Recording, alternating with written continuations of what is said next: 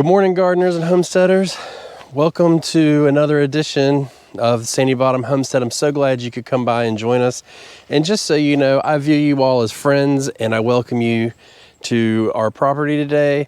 And we've got a lot of things going on in the garden, and I just kind of want to show you what we're doing to prepare, because it looks like possibly, just maybe, we can start planting a little bit early this year.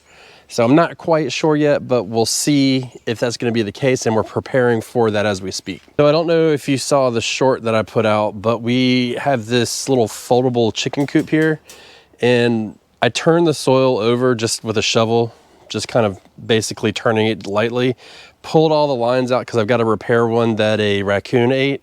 But we were able to put our chickens in here for a day, and they really did tear it up and kind of got rid of some of the pests we had in there too. Sure, you guys are going to flood the comments with whatever we all speculate this is, but I've been finding, ever since I've had a garden, white grubs in this property. And you know, we pull them out. And one year, I think last year in our potato bed, we pulled out like 30 or 40 of them at one time. So we're gonna start putting our chickens in our bed, which we don't typically do, but it worked out good because you could just see them plucking them bad boys out. They give it a little bit of poop, not a big deal. And they just kind of scratch it up, you know, just kind of work that soil, aerate it a little bit. So any bed that's empty from here on out, we're gonna give the chickens just like a day or two. You put 10 chickens on a bed, it doesn't take long for them to scratch it all up. So we're kind of doing that, but when we're done, there's a process that we do as well. And this is typically what I do. Doesn't mean it's right or wrong, but we're looking at planting, hopefully, our plant out date is February 15th, generally speaking, for cabbages and broccolis. But we've got some cabbages done early. They're hardening off right now. And it looks like we might be able to get them in the ground a little bit early. And we're watching our weather. And I'll try and flash a thing up on the screen right here about the weather, but we're not going to get really below freezing for about 10 days. And if we do, it's going to be real light. So I think we might have the go-ahead. We'll just kind of have to watch it carefully, especially after the hardening off process ends. Before I show you guys what I do in my garden to get it ready, tell us in the comments below what you do to get your gardens ready and kind of amend them or just kind of prep them for the upcoming gardening season. At this point, we're about a month out, and I've got these alfalfa pellets here. I get these at Tractor Supply. It's nothing more than a pellet of alfalfa. That's it. And this is just kind of like an insurance policy I look at. So I put a couple scoops in the garden, and what happens is when it rains, it'll break them up and kind of slowly leach nitrogen back into the soil. So it's not like a huge amount, but the way I look at it is when you need it, it's going to be there, and it's going to take a while for it to actually get there and get in working into the soil. And this whole bag, I think this is a 40-pound bag. Let me make sure I'm not lying to you. Yeah, 40-pound bag is like 20 bucks, and it lasts quite a while. I do probably 2 of these bags a year. So $40 total, not bad. And just like that, that's done. So that's just an insurance policy, but the real meat and potatoes is what we do next. And so the next thing is one of the most important things you can do for your garden, and that's adding fertilizer. So this is an organic fertilizer. It's a basic 10-10-10 formula, means it's well balanced. You'll hear me talk about well balanced fertilizers a lot. And once I get the bag, I can get my fat hand in there. I just put a couple scoops of this in. Not a whole lot, but just enough, because this is an organic fertilizer. And if you watch this or listen to the Backyard Gardens podcast at all, then you know what's about to come out of my mouth next. It takes 2 to 3 weeks for this to break down on a good day when it's nice and warm. And guess what? It's not right now. It ain't warm. So we're going to go ahead and get this stuff in the ground and just let it work its way into the soil. No big deal. And this is what I like to call the pre-planting fertilizer. Now, I told myself this year before the new year started, I was going to talk about 2 things, and not only, but a fair amount on my platforms that I have available to me. One is seed starting, which I think we're covering just fine and in depth. And the other one is fertilizing. So I see a lot of stuff about fertilizing. I see people say that they don't need it. I see people say they use it a lot. And then I see the same people that say they don't need it post pictures of issues with their garden, and guess what the issue is? They need fertilizer. So I'm telling you, this is a great step because it'll start to break down. So tomorrow we're gonna get a bunch of rain. We're gonna get like, I don't know how much rain we're gonna get, but anyways, we're gonna have like 50, 60 mile an hour winds, you know, typical day in coastal North Carolina. So we're spinning up a storm. We'll probably get a couple inches of rain. It'll work all that in, all those pellets will break up, and it'll start to feed that garden a little bit more. And you can see in this garden here, all this stuff around here, that's all the alfalfa pellets. So that's what it looks like when it starts to break down. Is it a must? I don't think so, but it makes me feel good and makes me feel like I'm doing something for myself. So every season I add a couple cupfuls to. I put the fertilizer in, and then what we'll do is we'll come back. I still got a little bit more turning to do on my compost pile, and then I will go ahead and add some compost on top. I'm not gonna put 2-3 inches in. I'm probably gonna put about a ½ an inch in at most, just on top, because I wanna spread my compost out. And between the fertilizing, the alfalfa pellets, the chicken dew, and the compost, I think we're gonna kind of have it covered. So we'll do that. And then also whenever I get soil, so typically once a year I try and add a little bit more soil to my bed. We'll probably put another ½ an inch on. So total we'll be adding about 1 inch of soil, and that'll kind of get everything off to a good starting point. Now, when I was turning this the other day, you know, a lot of people put like sticks and stuff in their bed. So this bed right here is on the 3rd year, and I put a fairly decent sized stick in there. Guess what? The whole stick hadn't even broke down. It's right down there in the middle. So take that or leave it the way you want. But that's how we get this bed prepared. Now I want to take you and show you an issue that arose the other day and how I had to manage it, and kind of explain to you my experience with it. Get closer to our Brussels sprout bed coming to fruition. You can see that the tops of all the plants have heads on them except for 2. And so this one, I cut the head off of it, and it's not for what you think. People will say, hey, cut the tops off your Brussels sprouts and it will redirect the energy into forming Brussels sprouts. And while you may be correct, this time of year when it's cold, it is the exact opposite. So we need as much as we can, as much leaves to, that's right, ladies and gentlemen, we're gonna do it again, photosynthesis, to collect and make energy for the plant. But we had an issue arise, and I went ahead and cut the top off, and I saved it so I could show you, because I do need to get rid of it STAT. So here's the top of the Brussels sprout plant, and you can see this is the 2nd year in a row we got white mold, okay?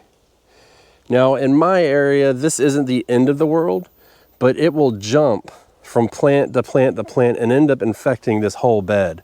So we had to remove it, and luckily it was basically just right on the top, but we got rid of it. And so what it does is it'll get into the soil and it can proliferate depending on your weather.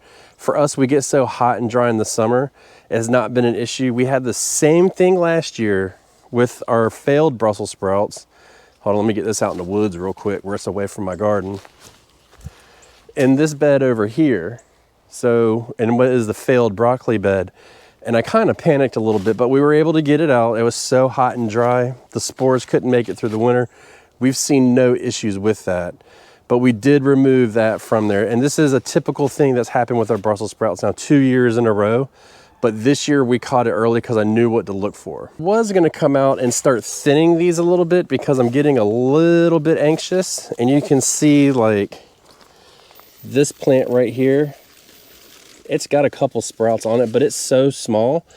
By the time anything else does, it's causing congestion issues in here and not allowing the proper airflow.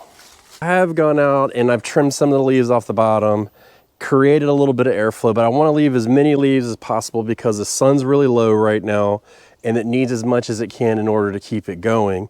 And this rain that we've been getting, like every couple days we're getting rain, which is what they forecasted for this El Nino that we are supposedly having, that we just want to keep it going as much as possible.